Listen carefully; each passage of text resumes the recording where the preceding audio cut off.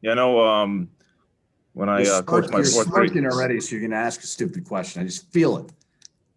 I always ask stupid questions. So, no, I coached my fourth grade daughter's traveling team, and there we go. Defensively, all they want to do is slap at the ball, And how difficult is it to teach fundamental defense at your level? Yeah, I think it's just a commitment to the fundamentals every single day in everything that you do, and I don't think the level really changes, to be honest with you. Whether it's fourth grade or at our level, like you gotta have your principles. You got to be committed to them, and you got to do it every day.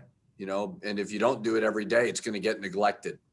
So what we do is not necessarily really, really complicated, but we try to be really good at the little things, and the fundamentals of the game all around are very, very important.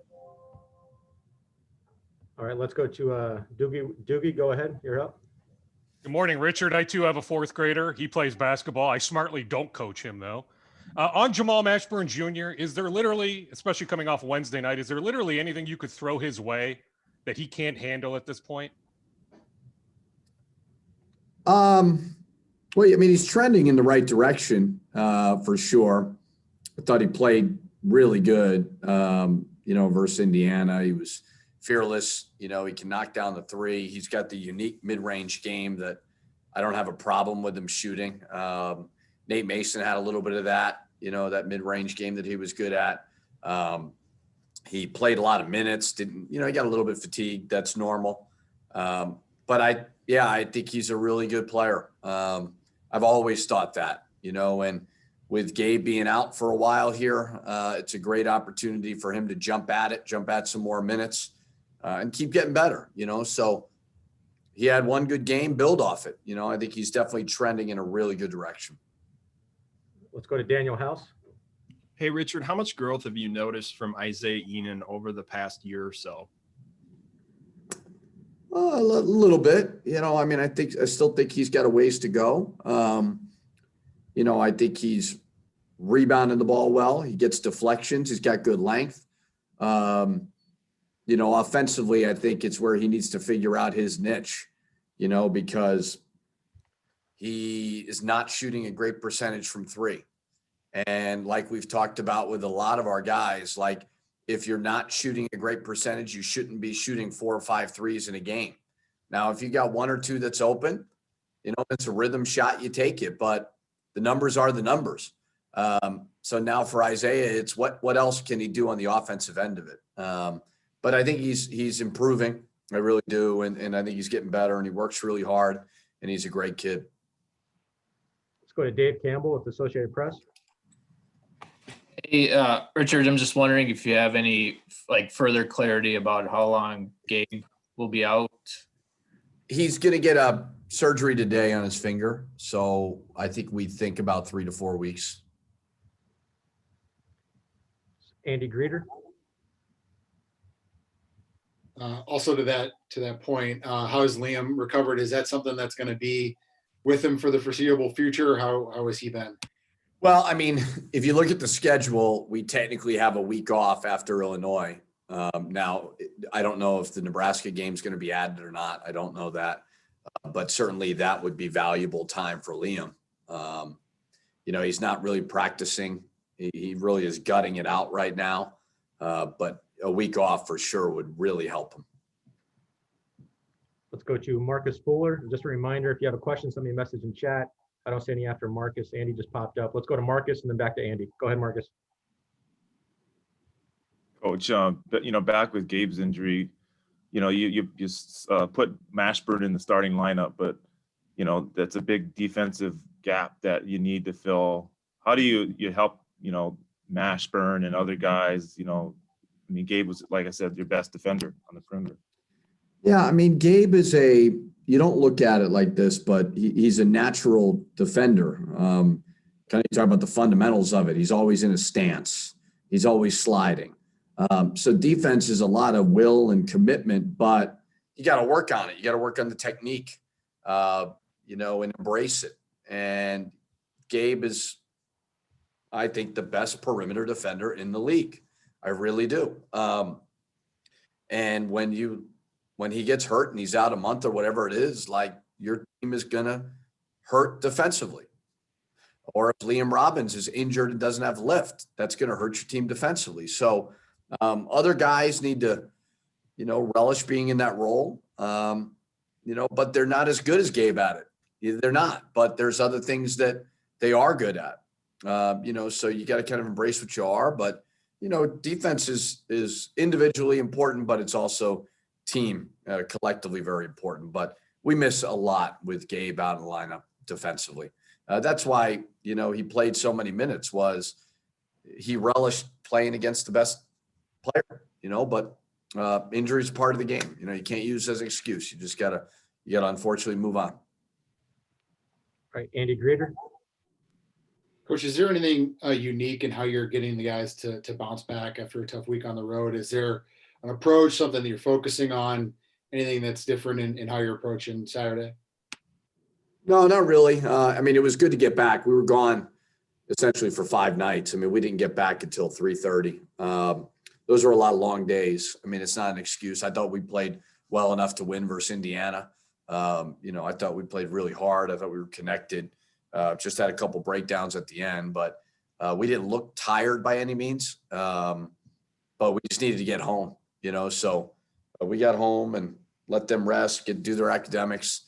But no, nothing real different. I mean, lock in on the opponent, you know. I mean, that's basically it. Illinois, we have an opportunity to break the single season record for top 25 wins. Not going to be easy by any means, but it's a great opportunity in front of us. Let's go see if we can take advantage of it. So nothing really unique, just focusing on Illinois and happy to be back home. All right, let's go to back to Doogie. So Richard, so Liam will play tomorrow, and if so, just how difficult is it when you're not 100% when Coburn is the matchup?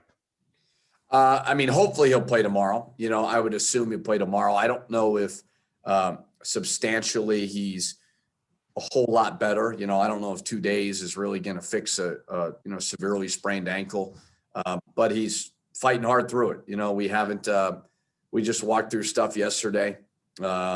He hasn't been practicing, you know, since Purdue.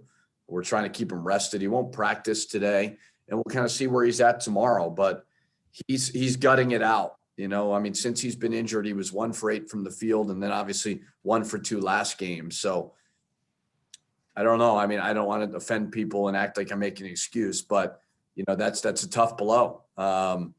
It just is what it is, but he's fighting through it. Kofi Coburn is, even if you're healthy, he's a challenge. You know, I mean, it doesn't matter. You know, he hurt a lot of people in this league. They've got veterans, they've got talent. So that's why they've had a great year, you know, and it's obviously, if we were healthy, you know, and it happens in sports, I'd feel a little bit better, but I still think we're going to scratch and claw by all means. We'll go to Daniel House. Building off what you said earlier about Jamal, where do you think he's improved the most since he arrived here? Well, I think with Jamal, it's there, you know, he's like Gabe in a lot of ways, like great confidence in himself because he works very hard every single day. He's not too cool to get out before practice, get shots up and go through his routine. He's not too cool to put himself out there and work on his game. And then guys like that just incrementally get better. I mean, they're not going to substantially get better in a couple of months. But guys like him are going to improve every single day because they value, you know, if it's stretching, he's going to do it the right way. If it's shoot around, he's going to get up game shots. I mean, he values the process of getting better. Not everybody does, you know, they don't. And that's disappointing and hard for a lot of people to see, but he just believes in it. He loves the grind. He loves the process. So I don't know if there's one thing he's getting better at. I mean, it's just getting more comfortable. You know, that's why you get 4 years in college. And I think he sees the big picture too very well. I don't see any more questions for Coach. So, Coach, we appreciate your time, and we'll have players join us momentarily. Thank you.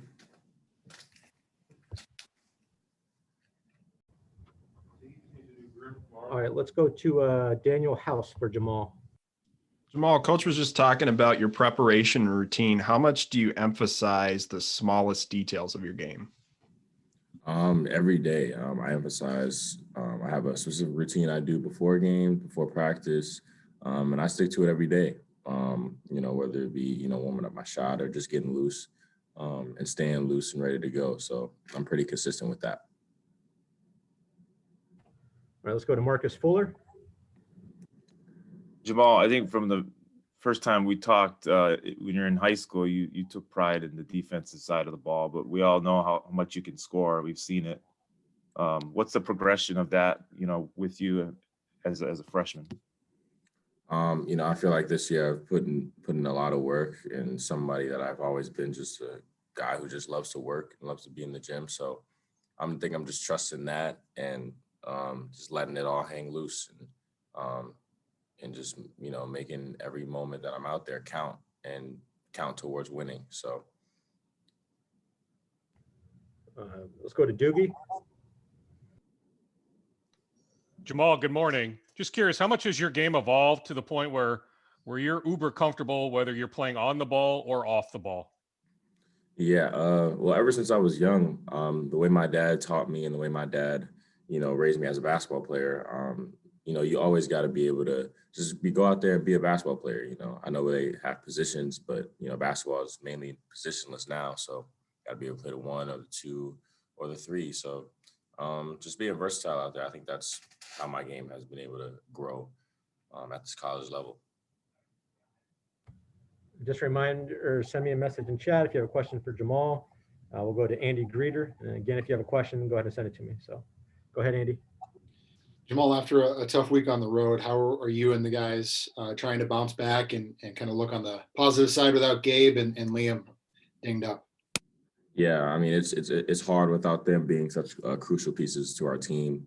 We want to see them out there, but we're just trying to stay positive and just trying to take, every day in practice as a learning day and a day of getting better and preparing for Illinois and just, on to the next one.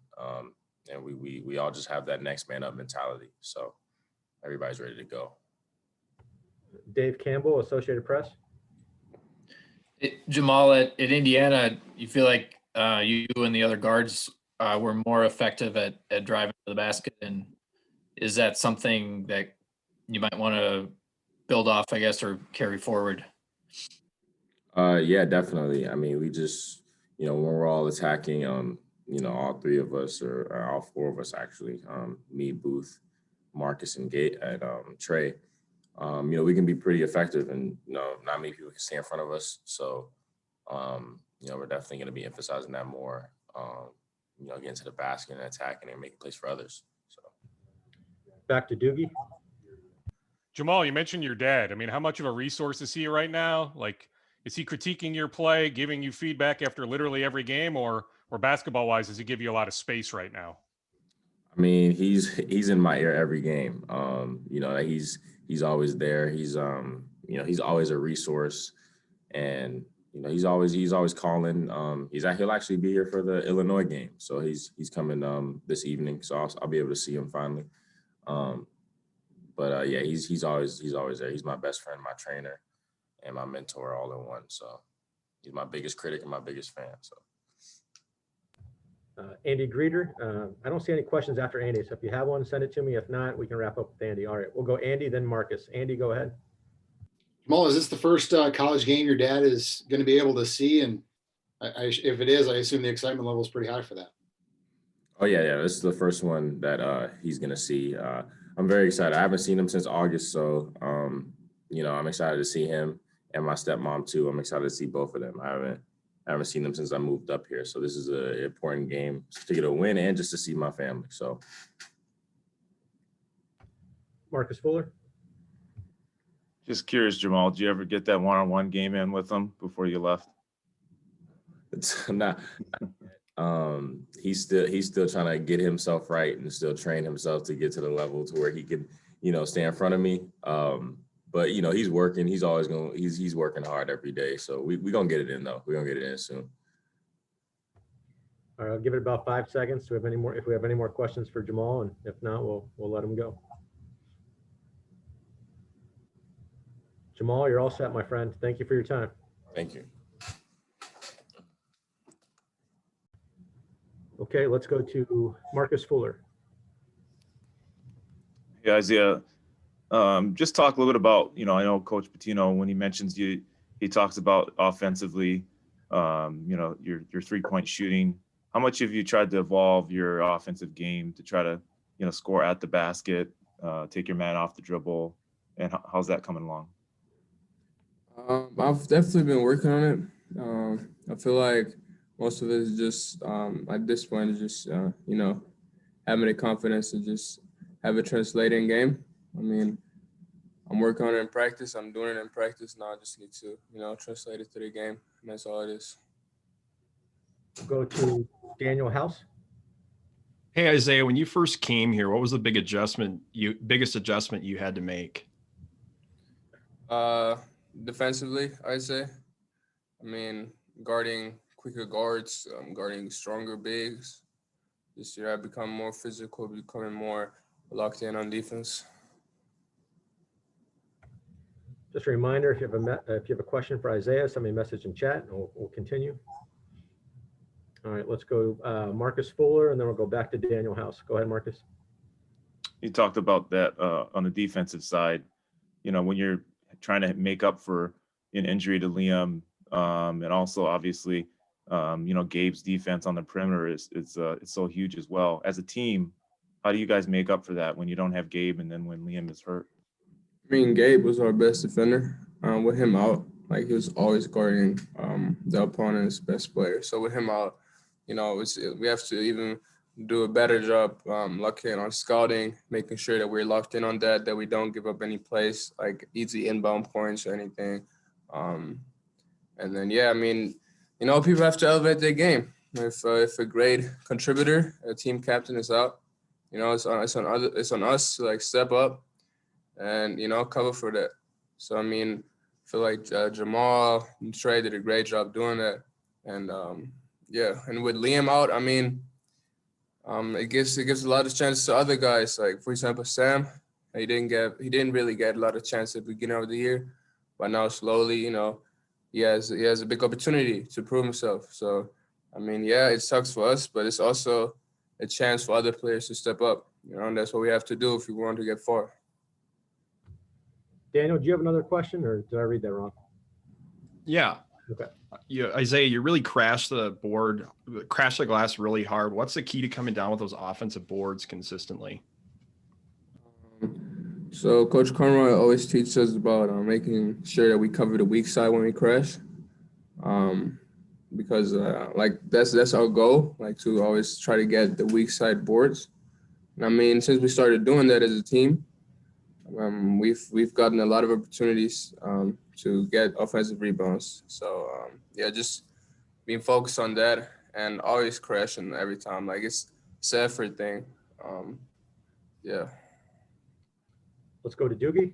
Go ahead, Doogie. Isaiah, good morning. How do you size up your team's NCAA tournament chances? I feel like we should make it. We're struggling right now, and we haven't won a game on the road, but I don't think it is necessarily a road game thing. It was just in these games we haven't played good because there isn't really there are no fans. I don't really feel the road disadvantage. So I feel like we're going to go on a run and for sure bounce back. So I feel like we have good chances. I'll give it about 5 more seconds, see if any additional questions come in for Isaiah. If not, we can call it a morning. All right, Isaiah, we appreciate your time, sir. Thank you. Yeah, thanks. Thank you, everyone, for joining us. I'll put this. Thank you, Paul. Absolutely. It's good to see everyone. Hopefully we can see everyone soon. So I'll put this in our digital press box and look forward to speaking with you guys soon. Thank you so much for joining us. Thanks, Paul. Thank you.